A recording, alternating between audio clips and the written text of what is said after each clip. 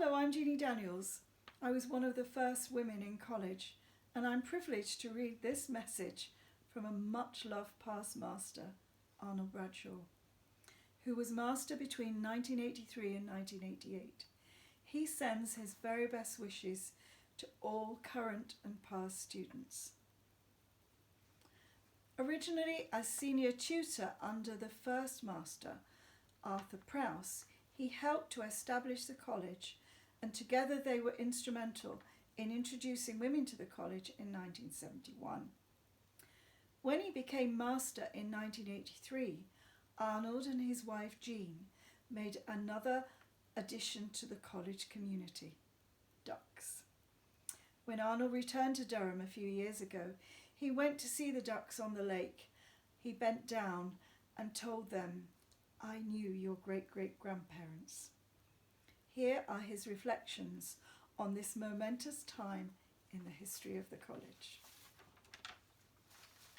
The ducks. Jeanne and I moved into the master's house in February 1983.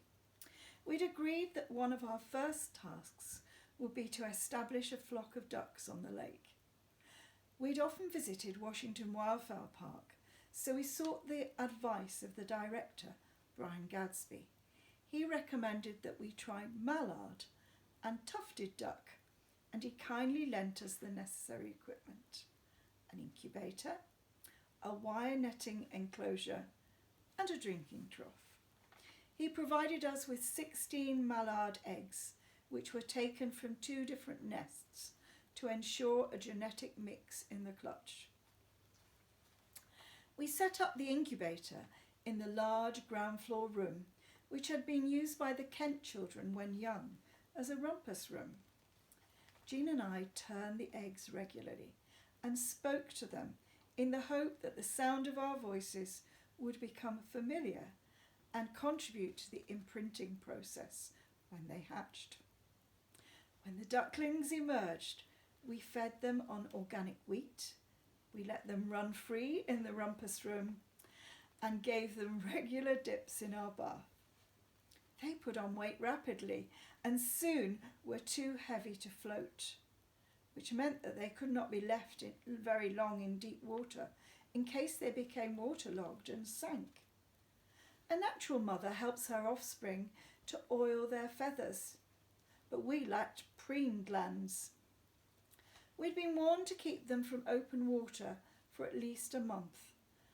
At last the time came to make an attempt, so we led them down to the lake. They took one look at it and rushed back to the house, protesting loudly. Jeanne was firm, and she persuaded them to return again. Eventually they gave in, and for a week we kept a close eye on them to make sure that they were safe in open water. They returned to the house for food, and we introduced them to the netting enclosure, which would keep them safe from predators.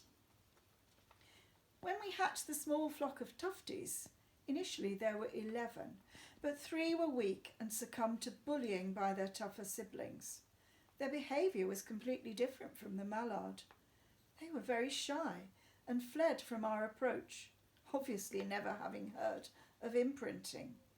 They refused to associate with the mallard. In September they migrated. In the following May, 2 of them reappeared on the lake, but they remained only for a few hours, and we never saw them again. We concluded that the lake was too shallow for them. To return to the mallard, we had in a sense taught them how to swim, but we could not help them with flying, and we were interested to see what would happen when they fledged. It was obvious that they were scared when they found themselves in the air, and they plunged about wildly. Inevitably, there were flying accidents, and 2 were killed outright. In the next generation, we observed how the parents gave the young fledglings training, leading them in small practice flights.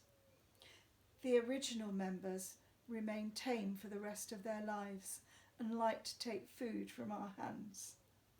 In 1984, the first nests appeared, when 3 ducks reared families of 13, 7 and 2.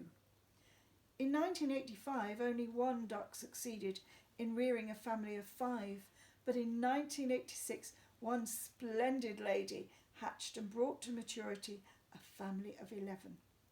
And so it has gone on from year to year. Nests have been made in all sorts of places.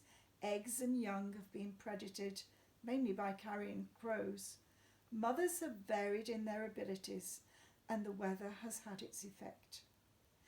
The lake has maintained an ongoing population of suitable size, and many adults have set off to make homes elsewhere. Now there are mallard to be seen on the river on its route through the city, and I believe all of them came originally from Van Mildert.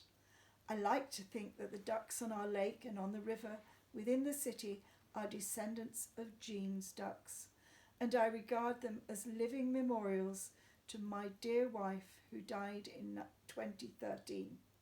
She would have wished for no other.